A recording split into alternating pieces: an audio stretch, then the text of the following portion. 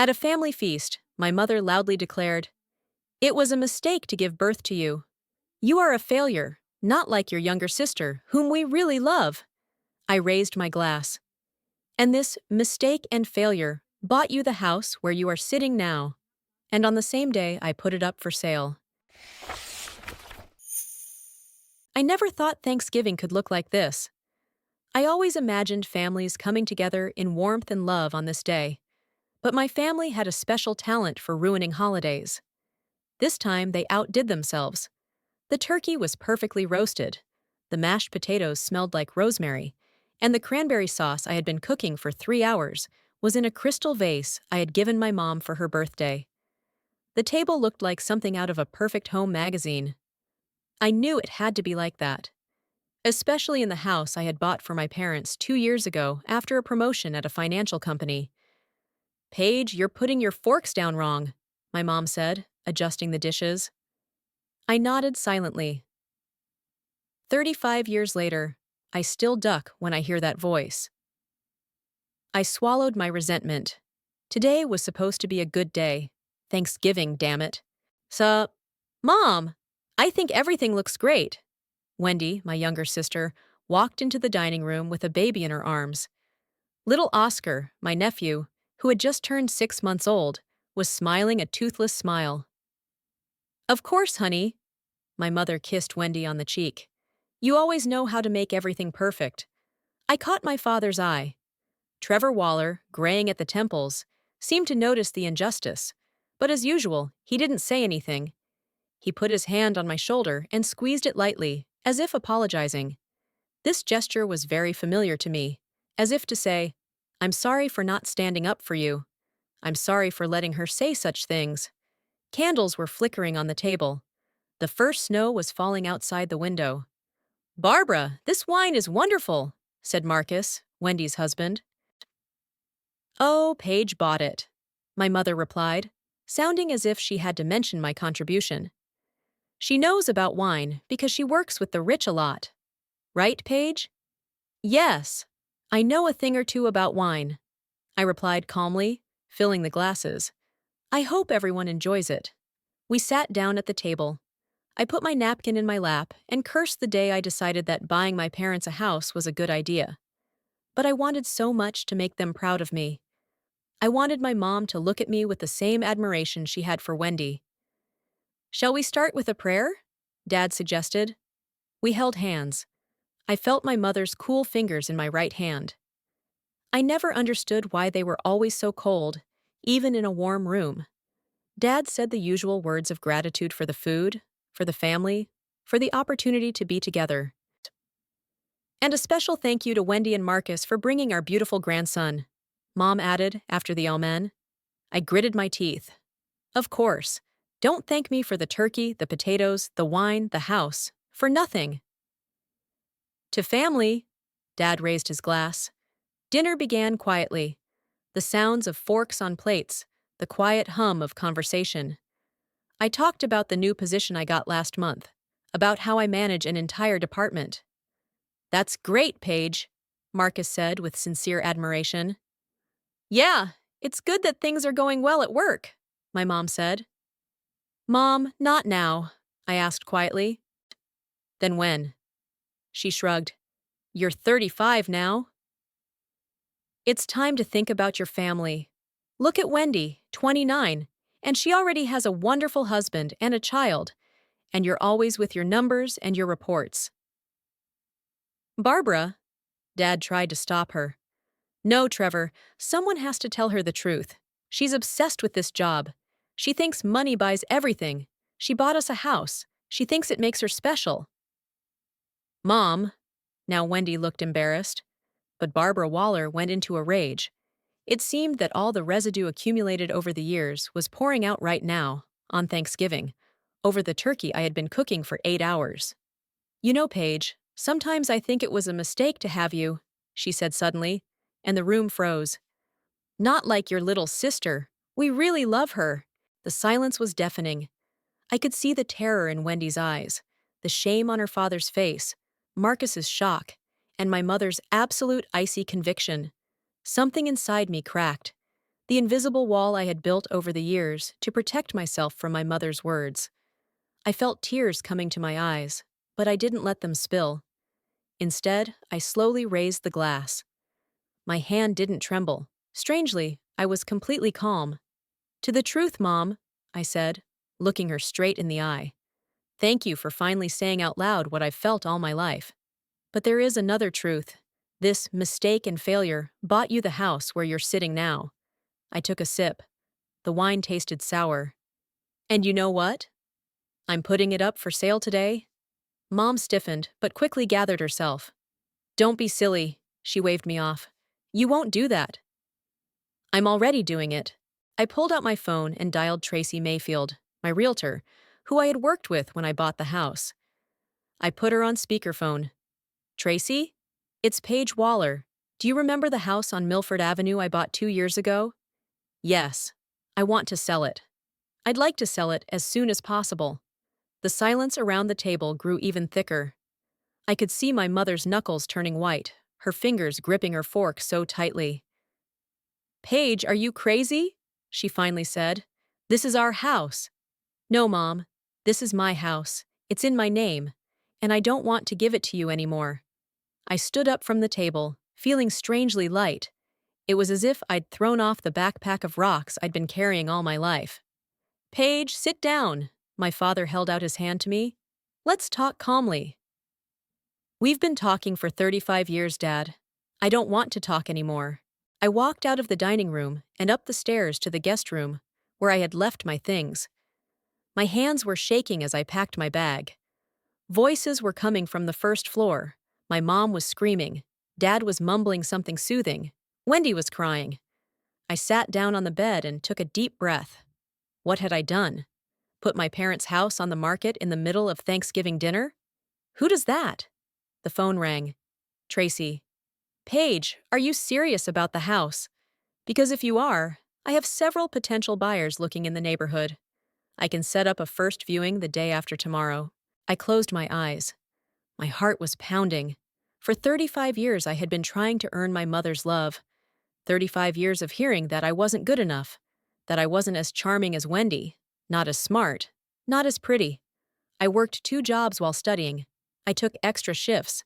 I missed vacations to save for this house. And for what? To be told I'm a mistake? "Yes, Tracy, I mean it. Set up a viewing and start preparing the paperwork."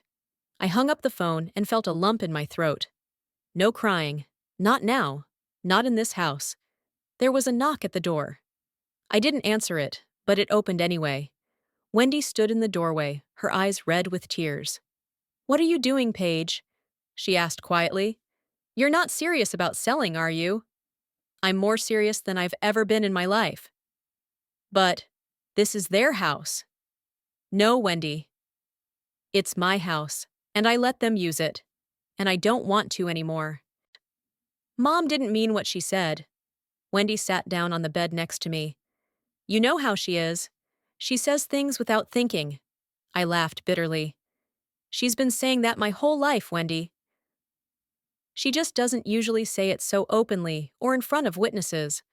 Wendy looked confused. "What do you mean?" "Don't pretend like you haven't noticed. You were always the favorite, the golden child. I've always been the one with something to prove." "That's not true." "It is, and you know it." I zipped up my bag. "I'm leaving. Tell your parents that the realtor will contact them about the inspections. They don't have to leave until the house is sold. I'm not as cruel as you all think." "Paige, please stay. Let's talk." "I'm tired of talking, Wendy. I need to think." I took my bag and left the room, passing Wendy. I met my father on the stairs. He looked older than he had this morning. "Paige, don't do this," he said. "Your mom? You know how she is. She didn't mean to." "She did, Dad. That's what she meant to say. And you know what? I'm glad. Now I know for sure. Now I can stop trying." I walked around him and went downstairs. My mother was standing at the door, her arms crossed over her chest. "If you leave now, don't come back," she said. "I wasn't going to, Mom," I replied calmly. I left the house, got into the car, and only then did I allow myself to cry. Tears streamed down my cheeks as I started the engine. The last thing I saw in the rearview mirror, as I drove away, was my father's face in the window. He looked confused, but he didn't stop me. He never stopped me. I was driving without direction. Rain and snow were hitting the windshield. My head was throbbing. "You are a failure. It was a mistake to give birth to you." It's amazing how a few words can destroy a person, or set them free. I had no plan. I didn't know where I was going. I just wanted to be away from that house, from those people, from my mother, who never loved me, from my father, who never protected me, from my sister, who didn't even seem to notice what was happening. I pulled into the parking lot of the Marriott Hotel. I sat in the car, clutching the steering wheel. The phone rang again. "Tracy, I have a potential buyer, Paige. He's very interested. He's willing to pay cash. The viewing is tomorrow at 10. "No," I answered, surprised at my own calmness.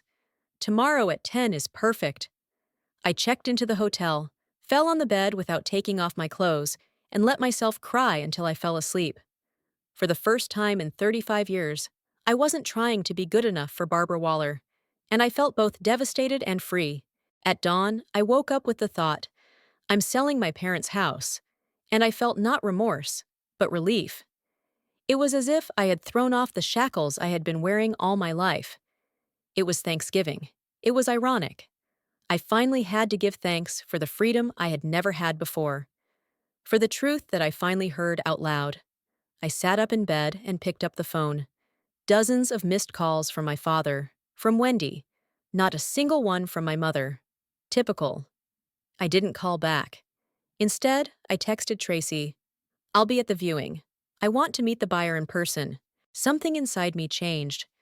The crack that had appeared at dinner last night was now deeper. It split me in two. The Paige who had spent her life trying to please, and the new Paige who would no longer do so.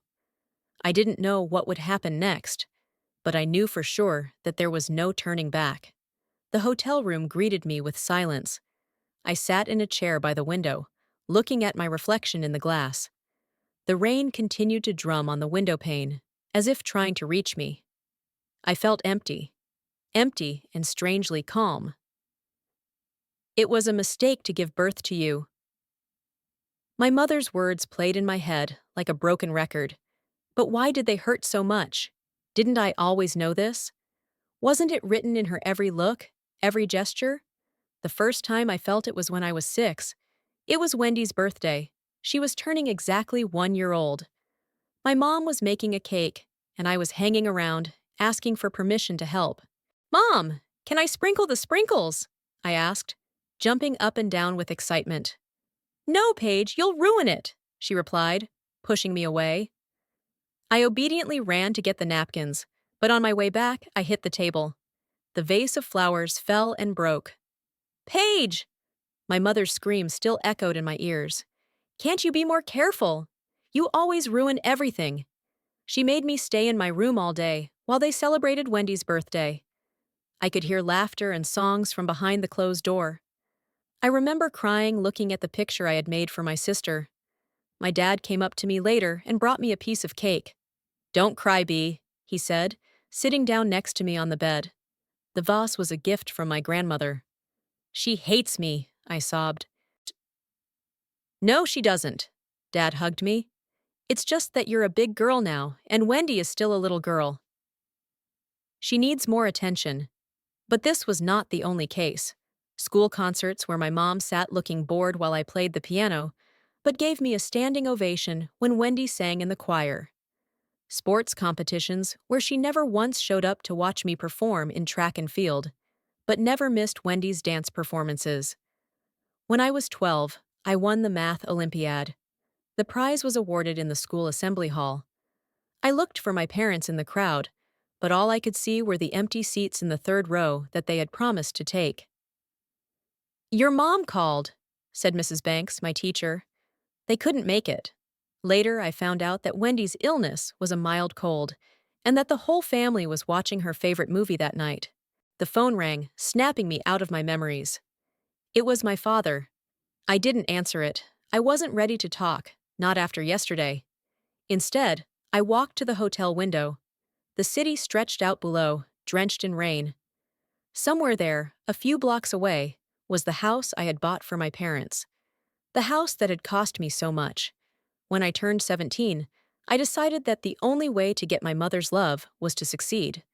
Not just success, but brilliant success.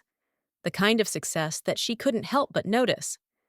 I applied to the best universities and got a scholarship to Princeton.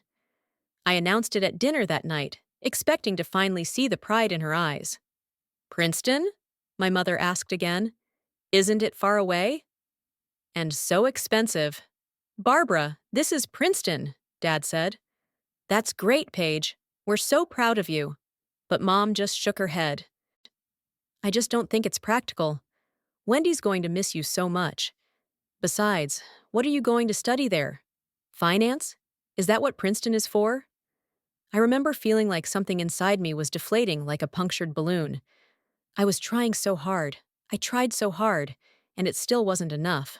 But I left. I went and studied better than anyone else. I worked as a waitress in the evenings to have money for books and clothes. My mom rarely called.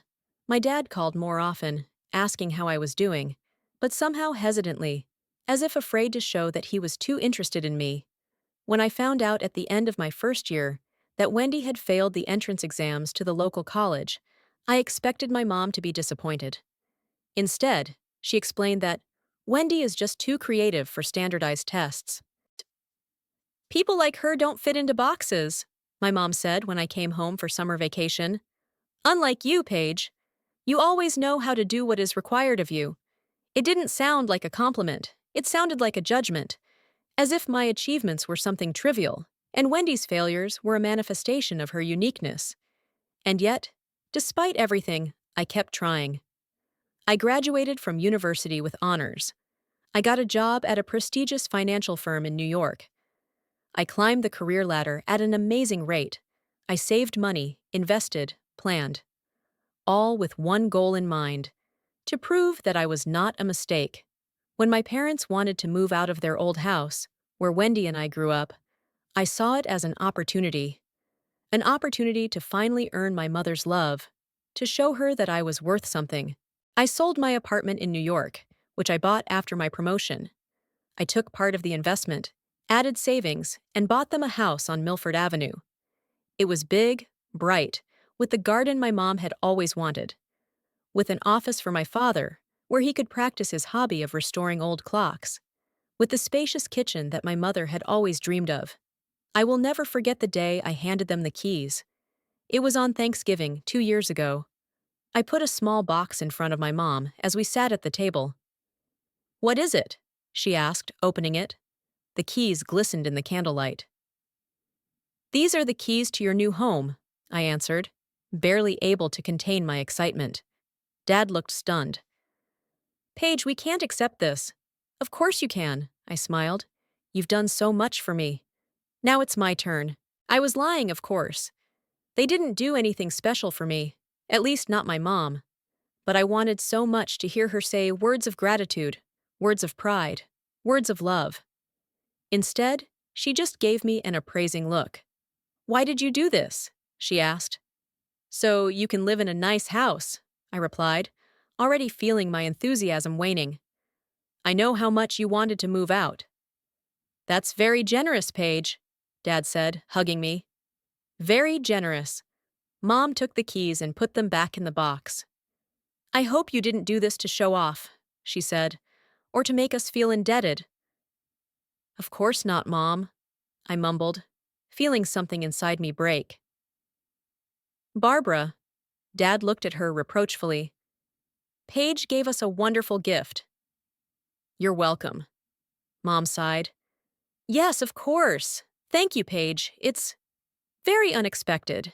No joy, no gratitude, just the suspicion that I had some ulterior motive. They moved a week later. I helped with the packing, organized the move, hired an interior designer to make the house the way they wanted it. My mom complained about everything: the color of the walls, the size of the kitchen cabinets, the shape of the handles on the doors. I silently corrected each problem, hoping that if the house was perfect, she would finally be satisfied. Dad, as always, stayed away.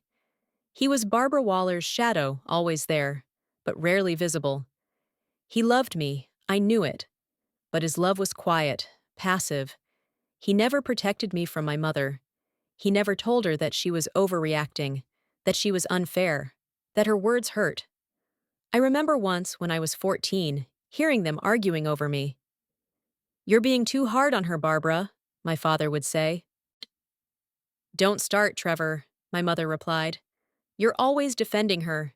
She'll never be strong like that. She is strong, stronger than you think. No, she's weak." She looks at me with those sad eyes of hers, as if I should praise her all the time. For what? For doing what she's supposed to do? "She's your daughter, Barbara. So what? Does that mean I have to pretend she's special?" She's ordinary, Trevor. An ordinary girl with mediocre skills. Wendy's different. She has a spark. She has talent. I stood outside the door, pressing my hand to my mouth to keep from screaming, to keep from giving away that I had heard everything. Dad didn't argue anymore. He never argued for long. Perhaps that's why I was so desperate to prove that I wasn't ordinary, that I was special, that I was worthy of love.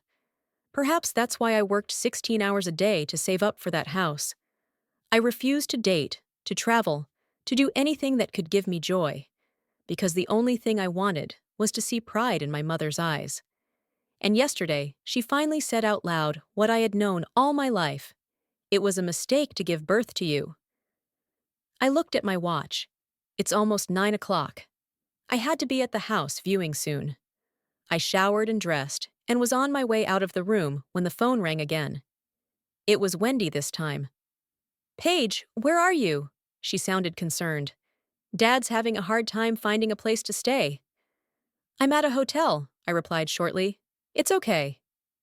"Are you really selling the house?" she asked quietly. "Yes." "But Paige, it's their house. Where are they going to live?" "They're adults, Wendy. They'll figure it out." "You can't be so cruel." "Cruel," I laughed. "What Mom said last night wasn't cruel. The way she's treated me all my life wasn't cruel. She didn't mean to." "She did, Wendy. That's what she meant to say. And you know what? I'm glad. Now I know for sure. Now I can stop trying." "Trying to do what?" "Earn her love." Silence on the other end of the line. "Paige, she loves you, just in her own way." Her own way destroyed me, Wendy. Do you know how hard I worked to buy them that house? Do you know what I gave up? I gave up 3 vacations. I turned down a promotion in London because I didn't want to move so far away from you. I sold my apartment. And for what? To hear that I'm a failure? Paige, I have to go. I have a meeting with a potential buyer. I hung up the phone without waiting for an answer. Tears blurred my vision, but I quickly wiped them away. Enough. Enough tears for this woman. I checked out of the hotel and headed for the house on Milford Avenue. Tracy was already waiting for me with a middle-aged man, whom she introduced as Mr. Levitt. "Paige, it's good to see you." Tracy hugged me. "Mr. Levitt is very interested in the house. He's looking for something in this particular neighborhood." I shook hands with the potential buyer, feeling strangely detached. "Are your parents home?" I asked Tracy. "Yeah, they said they would be." I took a deep breath and went to the door. I rang the bell. I felt like a stranger in the house I had bought. My father opened the door. He looked old and tired. "Paige," he said quietly, "you're here." "I'm not here to see you," I answered, looking him in the eye. "We have a house viewing." He nodded, stepping aside to let us through. "Your mom's upstairs. She's not in the best of health." "I don't care," I lied. Tracy started showing Mr. Levitt around the house. I followed, feeling each room filled with memories. Here, my father and I were unpacking his watch collection. And here is where Wendy and I decorated the Christmas tree last Christmas. Here, at this table, I sat many times, trying to catch a spark of approval in my mother's eyes. Mr. Levitt looked pleased. He was talking to Tracy about the price, about the possibility of closing the deal quickly. I nodded as if it mattered. The only thing that mattered was getting rid of this burden, from the golden shackles that I had created for myself. When we got to the second floor, My mother came out of one of the rooms. She was pale, with red eyes. "Paige," she said, "you're really doing this." "Yes, Mom." "I am." Tracy and Mr. Levitt tactfully stepped away, pretending to look at the baseboards. "After everything we've done for you," Mom began.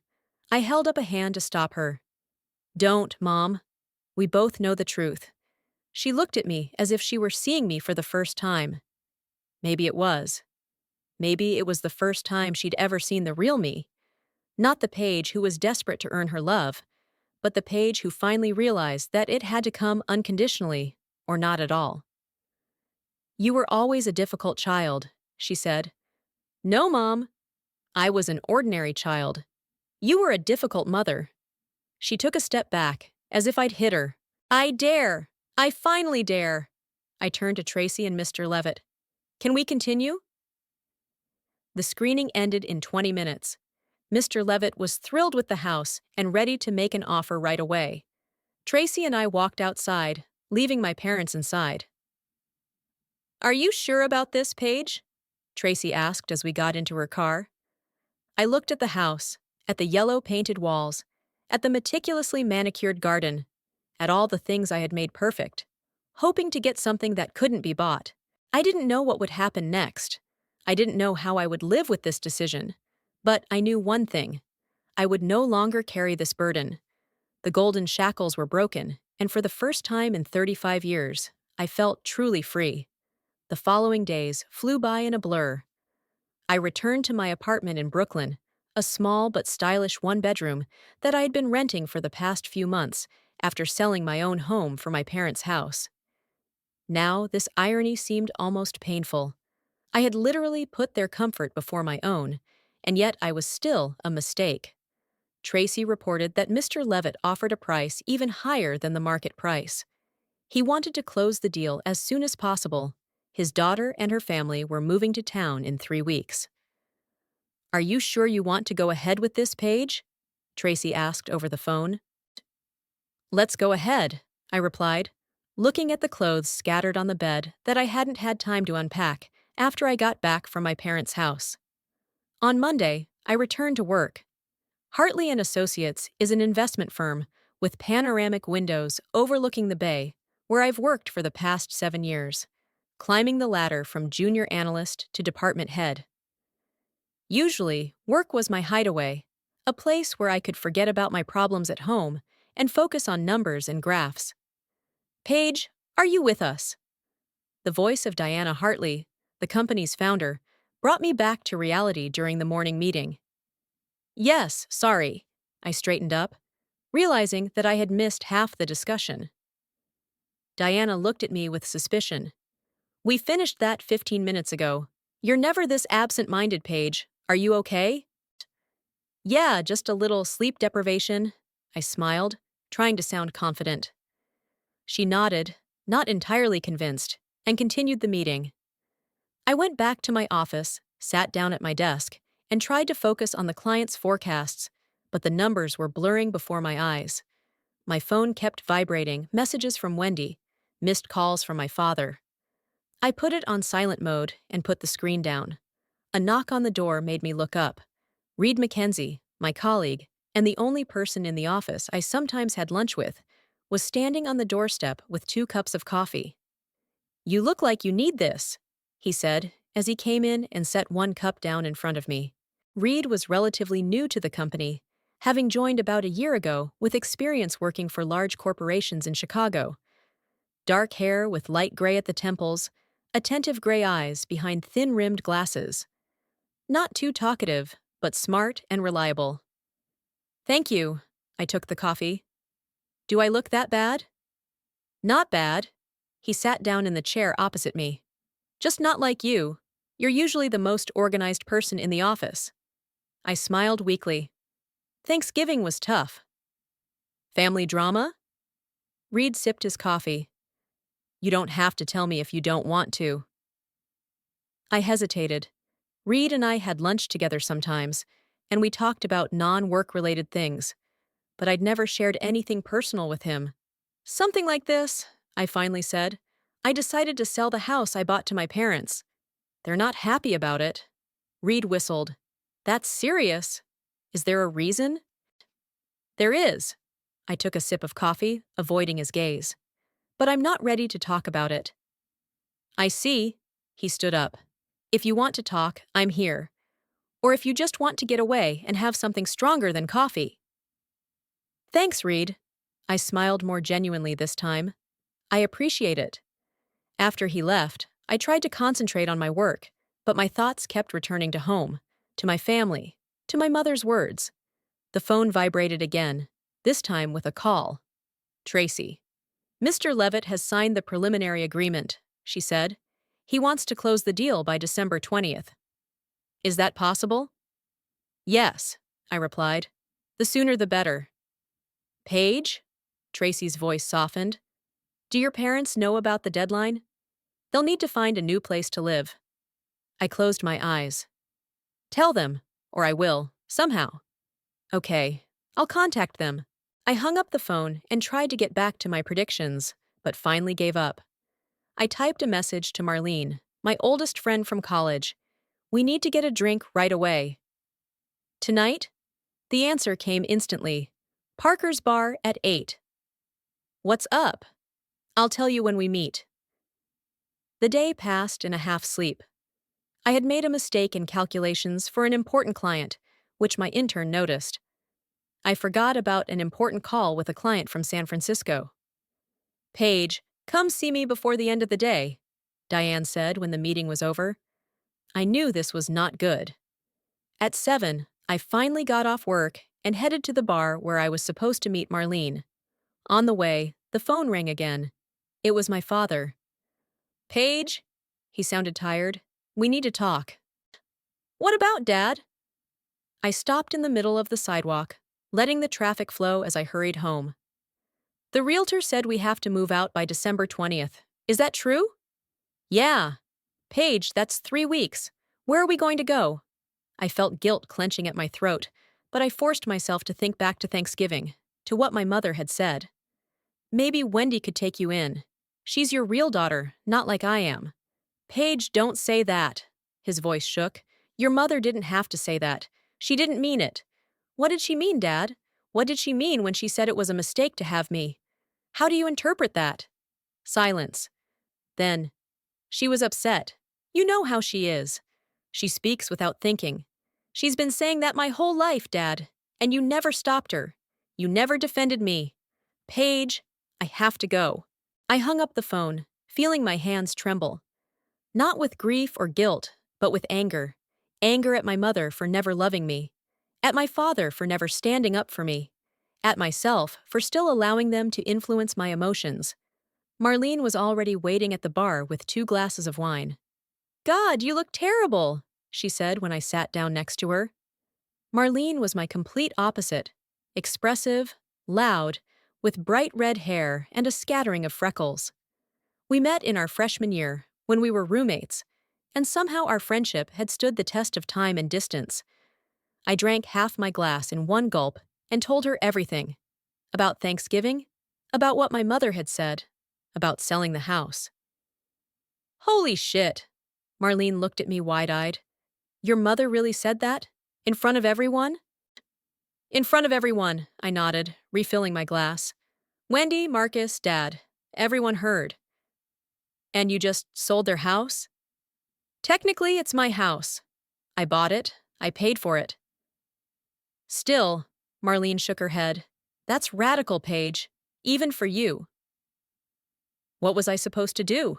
I asked, feeling the alcohol dull the pain. Keep trying for a woman who's never going to be happy with me? No, but maybe I should have given them more time. 3 weeks, Paige. It was Christmas Eve. I felt a stab of guilt, but I pushed it down. I've been giving them time my whole life. I've done my best for them for 35 years. I can't do it anymore. Marlene sighed and took my hand. I understand. I really do.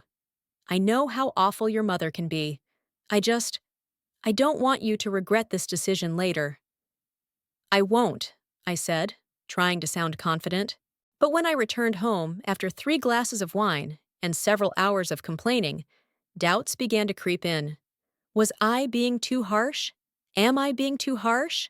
But then I remembered all the years of rejection, all the times my mother made it clear that I was worse than Wendy, all the times my father remained silent when he should have stood up for me. Number. I would not regret it. The next day at work, I was greeted with a warning from Diane. You made a serious mistake in your projections for Levinson, she said, showing me a spreadsheet. If this got to the client, we would have lost their trust. I'm sorry, I mumbled, feeling myself blush. It won't happen again. I hope so. Diane looked at me with concern. Paige, you're one of our best analysts. If there's something going on in your personal life that's interfering with your work, maybe you should take a few days off. No, it's fine, I quickly replied. But it was harder to cope than I thought. The phone wouldn't stop ringing. Wendy left message after message, accusing me of being cruel, reminding me that Christmas was just around the corner, that their things were still in the house. You can't just throw them out on the street, Paige. Where are they going to live? What were you thinking? I didn't answer. I didn't know what to say. Part of me wanted to back down, to cancel the sale, to apologize. But the other part of me, the part that finally felt free from my mother's approval, wouldn't let me. At lunchtime, Reed found me again with a sandwich and coffee. I didn't see you go out for lunch, he said, placing the food on my desk. I looked at the sandwich and suddenly realized that I was really hungry. Thanks, I smiled. You didn't have to do that. No big deal, he sat down across from me. How's the house going? I found a buyer, I answered, unwrapping the sandwich. The deal closes in 3 weeks. And your parents? I shrugged, taking a bite. It was my favorite, the turkey and avocado. They're adults. They'll figure it out. Reed was silent, looking at me with that calm, studying look. What? I finally asked. Nothing. He shook his head. It just seems like there's more to this story than just selling the house. I put down my sandwich. It is. I don't want to talk about it at work, though. I see. He stood up. If you want to talk after work. I nodded, grateful that he wasn't pressuring me. Maybe. Thank you for lunch. After he left, I tried to concentrate on my work, but my thoughts kept returning to home, to my family. The phone rang again. Tracy. The inspection went great, she said. Mr. Levitt is pleased. We're on our way to closing. Good, I replied mechanically. Paige, there's something else. Tracy's voice became more serious. She's not happy. She tried to convince me that the sale was illegal, that the house was really theirs. I laughed, but not humorously. Sounds like her. I explained to her that legally the house belongs to you, and they have no rights to it, but she was very insistent. Don't worry, I said. I'll deal with her. But I had to deal with her sooner than I expected. When I left the office at 6, my mother was waiting at the door, wrapped in her coat.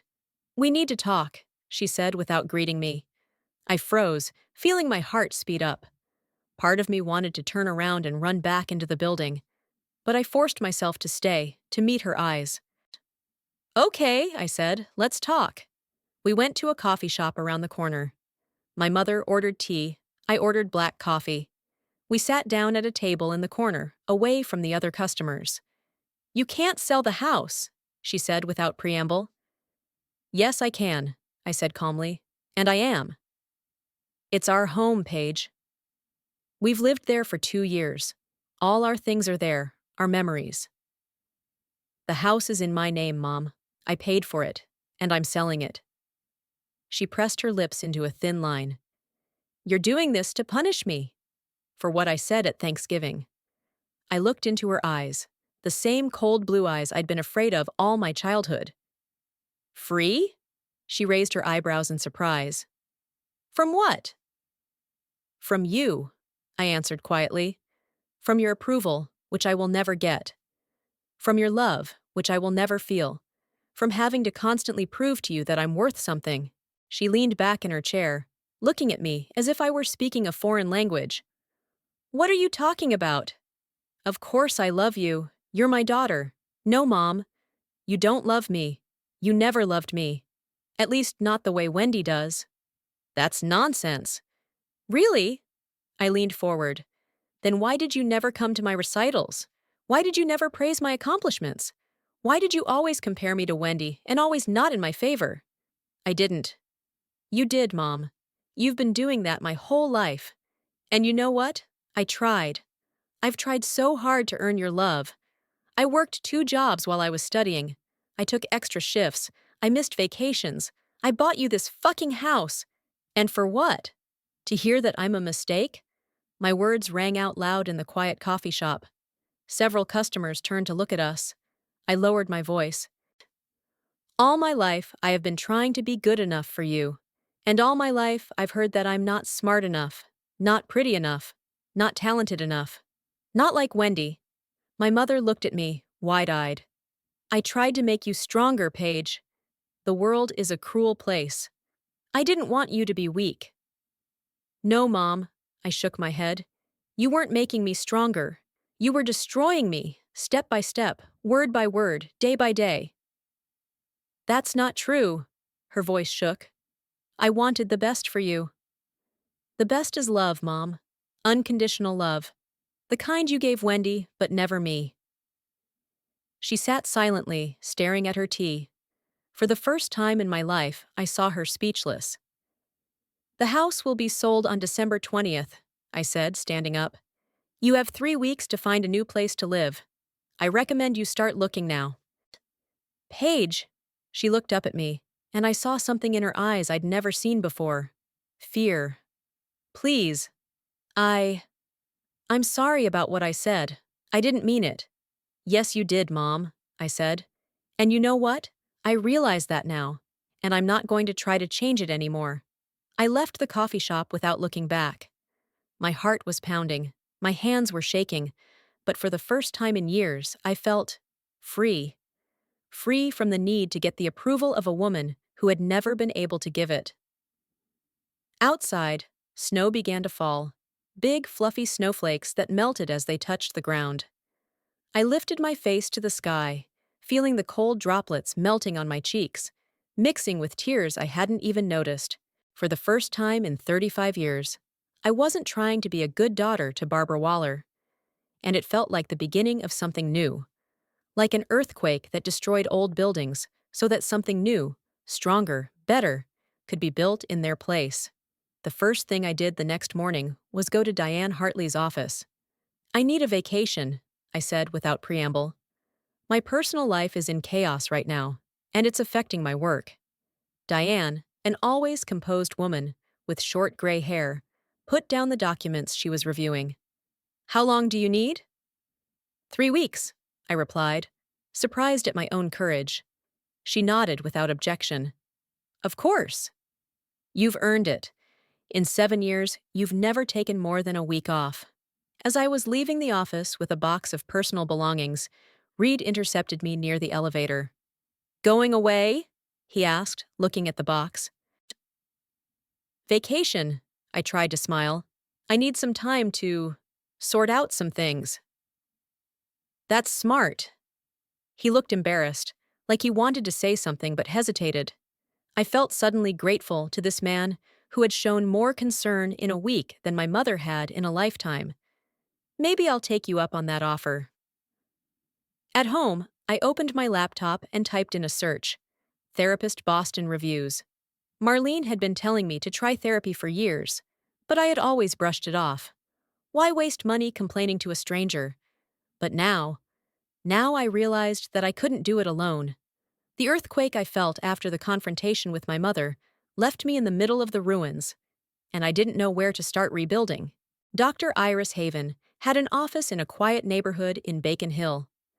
A short woman with attentive brown eyes and a calm smile, she didn't look like the type to peer into the souls of others.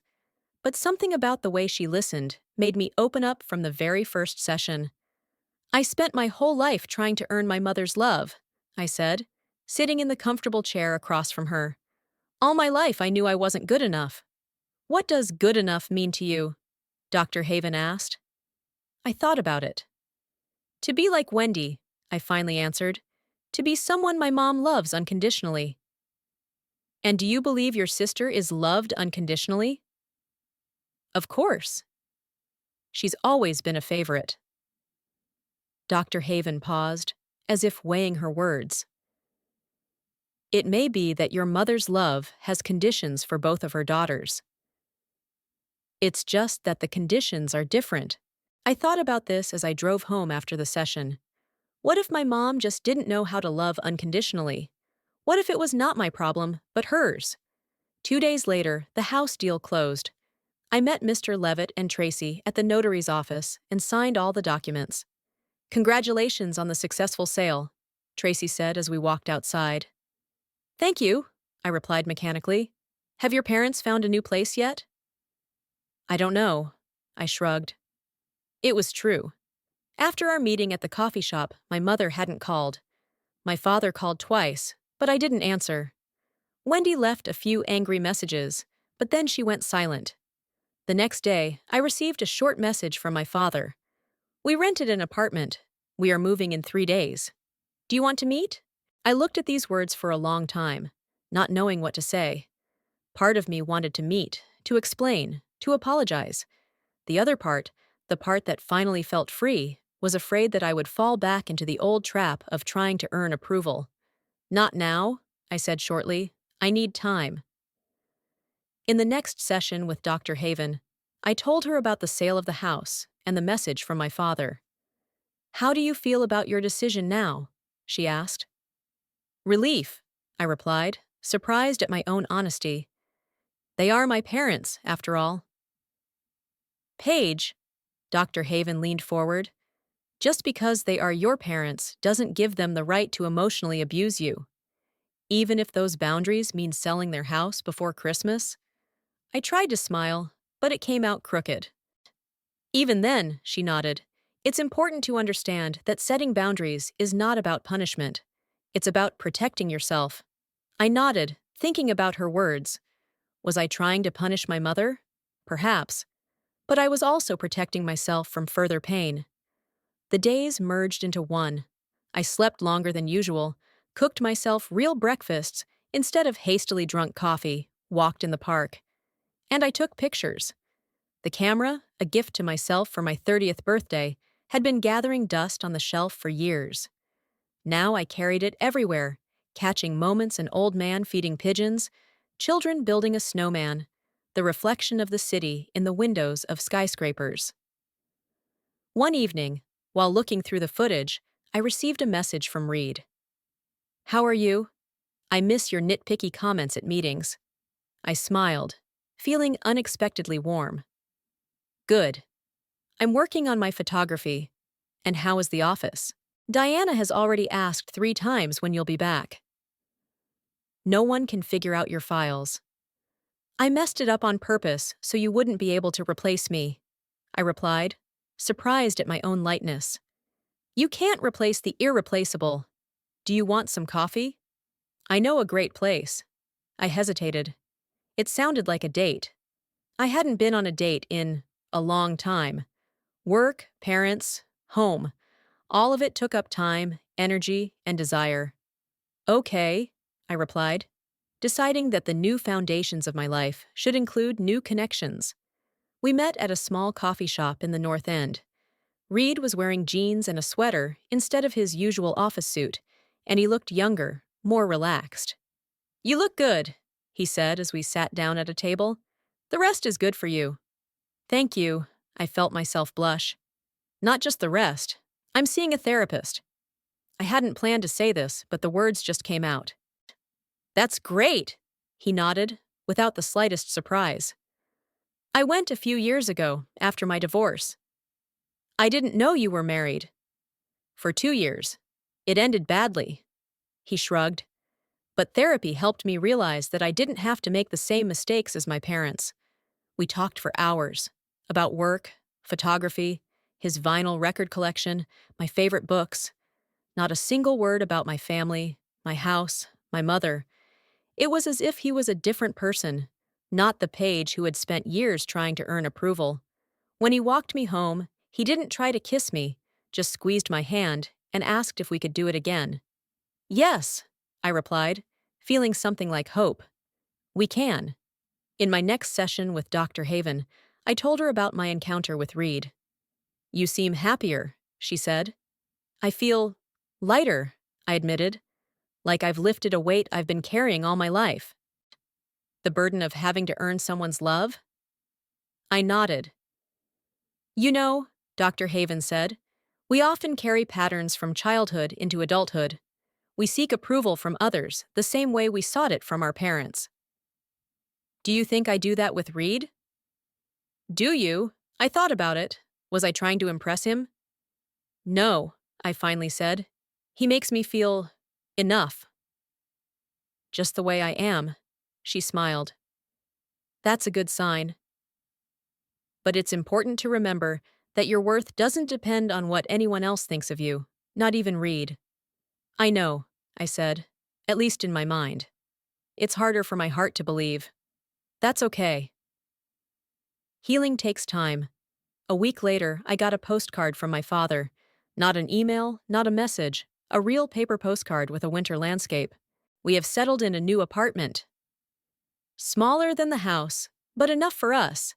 Your mother is still angry, but I understand your decision. I hope you find the peace you're looking for. Love, Dad.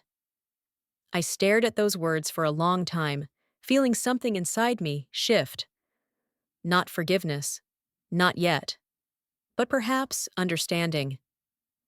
Understanding that family ties are complex, that love doesn't always look the way we expect it to, that sometimes forgiveness is possible without returning to old patterns. I put the postcard on the shelf and took my camera. It was going to be a beautiful sunset in the park today, and the new foundations of my life needed new pictures. Clear, crisp, without the shadows of the past. 8 months can change so much. Summer gave way to fall, fall to winter, and then spring came with its bright colors and the promise of a new beginning. I was looking at the photos from my last photo shoot in the botanical garden. The first spring flowers, tender shoots breaking through the soil. I loved this metaphor of rebirth. They're beautiful, Reed said, hugging me from behind. We were sitting on the couch in my apartment, looking at photos on my laptop. Especially this one with the dewdrops. I smiled, feeling his warmth. Our relationship developed slowly, cautiously, as it should have been for two people with doubts and past wounds. But over the months, Reed became an integral part of my life. He did not fill a void. I learned to live with it, to accept it as a part of me. Rather, he brought something new, fresh, his own. Remind me what time the christening is tomorrow? He asked, leaning back on the couch. I felt my stomach muscles tense. Tomorrow. The christening of Wendy's second child. A girl born 2 months ago. My niece, whom I hadn't met yet. 11 o'clock, I said, closing my laptop. But you don't have to go. It's going to be difficult. Reed took my hand, lacing our fingers together. I'll go with you. If you want to, of course. I wanted to. I really wanted to. Because despite the 8 therapy sessions with Dr. Haven, despite the new peace I had achieved, the thought of seeing my parents still caused anxiety. We had re-established some contact over the months. A few brief phone calls with my father. One awkward coffee with Wendy. But my mother, I hadn't spoken to her since we met in that coffee shop before the house sale. I wasn't ready. Maybe I never would be. When I received the invitation to Wendy's christening, I hesitated for a long time. To refuse would mean breaking another family bond. To say yes would be to face a past I had tried to put behind me. You don't have to decide right now, Dr. Haven said when I told her about the invitation. But think about what you're really afraid of. Their judgment? Or your own feelings? I thought about this question all night. And I realized that it wasn't them I was afraid of. I was afraid of becoming that Paige again, desperate for approval. I was afraid that all these months of work on myself would crumble into dust as soon as I saw my mother. But in the morning, I wrote to Wendy, "Thank you for the invitation. I'll be there." And so Reed and I stood outside the church, watching the guests arrive for the christening. Wendy spotted us first and came over, holding a lace-wrapped bundle of my niece Amanda. "You came," she said, relieved. I wasn't sure. Of course we came, Reed answered for both of us, putting his arm around me. Family events are important. Can I hold her? I asked, looking at the tiny face peeking out from under the lace. Wendy handed the baby to me without hesitation. Amanda was so light, so fragile in my arms. She opened her eyes blue, like our mother's, and looked at me with the curiosity of a newborn. Hello, Amanda, I whispered, and at that moment, something broke inside me, not like at Thanksgiving, not with sharp pain and anger, but gently, like ice melting under the first rays of the spring sun. I realized that despite everything that happened, family ties remain. They change, they evolve, but they don't disappear completely. Dash page. I looked up and saw my father. He looked older, thinner, but there was a warmth in his eyes that I hadn't seen in a long time. Dad? I nodded, not knowing what else to say. In private? He looked at Reed, who tactfully stepped back, leaving me, Wendy, and the baby. We went to the side, to a small bench under a tree. You look great, he said. Happier? I am happier, I answered honestly. He nodded, looking down at his hands. Paige, I want to apologize. Not just for that Thanksgiving, but for everything. For all the years I didn't protect you from your mother. When I saw how unfair she was to you, but I didn't say anything. I didn't expect this. Why? Was all I could ask. Why didn't you ever stop her? He sighed deep and heavy. Cowardice. Fear. I don't know. Your mother is a strong woman. She always has been. And I didn't want quarrels. I didn't want conflicts. I thought I could compensate you with my love for what she lacked. But it doesn't work that way, does it? I shook my head, feeling tears coming to my eyes. No, it doesn't. I regret it every day. He looked into my eyes. I know I can't fix the past, but I want you to know that I have always loved you. I've always been proud of you. And I understand why you sold the house. It was your right. It wasn't a perfect apology. It could not erase years of pain. But it was something. The first step, the first brick in the new foundation of our relationship. Thank you, I said, taking his hand. In church, I saw my mother.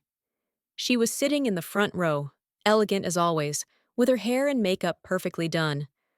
Our eyes met for a moment, and she nodded slightly. She did not smile, did not approach, but did not turn away. For us, this was progress.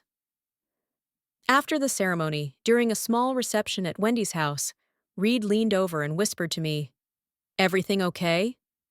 Yes, I said, and it was true. Not perfect, but okay. We were silent on the way home, both of us lost in our own thoughts. Finally, Reed said, I've been thinking about what we discussed last week, about living together. I smiled as I remembered our conversation. We both wanted more space than our apartments offered, but the question of whose house to choose remained open. And what did you decide? I think we need to find something new, for both of us, something that will be truly ours. I squeezed his hand. I like that idea. 2 months later, we moved into a small but bright house in the suburbs, not too far from the city, but enough to have our own garden. The house was in need of renovation, but we saw that as part of its charm, the opportunity to create something of our own, from scratch. Today we were having a housewarming party. I was fussing in the kitchen, checking on the appetizers, when I heard the doorbell ring. I'll get it, Reed called from the living room. It was Marlene with a bottle of wine and a large potted plant. Hello, landlady. She hugged me. Your little nest is just lovely. She was followed by colleagues from work, including Diane, who seemed amazed to see me as a homeowner, not just a flawless financial analyst. Wendy, Marcus, and the kids were the last to arrive. And, to my surprise, my father. Mom couldn't make it, Wendy said, handing me a gift of a set of kitchen towels. She has a headache. I nodded, knowing what that meant. She wasn't ready. Maybe she never would be. And that was okay. I didn't need her approval to feel whole anymore. Nice house, my father said, looking around the living room. Reminds me of my parents' house in Vermont. Thanks, I smiled. Want to see the garden? We're planning to plant apple trees there. We went out onto the terrace, where Reed was already firing up the grill. The evening sun was golden on the treetops, and the air smelled like freshly cut grass. You've found your place, my father said, looking at me tenderly.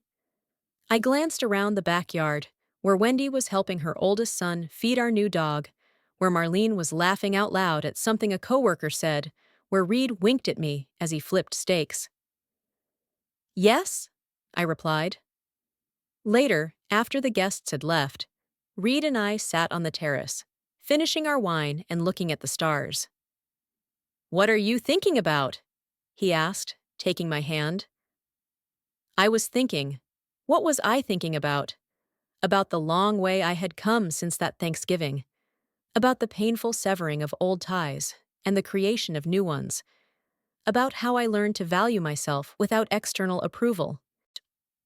Family is complicated, I finally answered, but sometimes we can create our own. Partly from those with whom we are related by blood, partly of those we choose. Reed raised his glass. To our own space and to our own family. I smiled, toasting with him. To our own space. This house didn't have perfect furniture or flawless design. Some walls needed painting and the floor needed sanding. But it was my home. Our home. A place where I could be me, not the perfect daughter, not the model employee, just Paige. With all my flaws and strengths, with past wounds and new hopes. A place where I could finally breathe.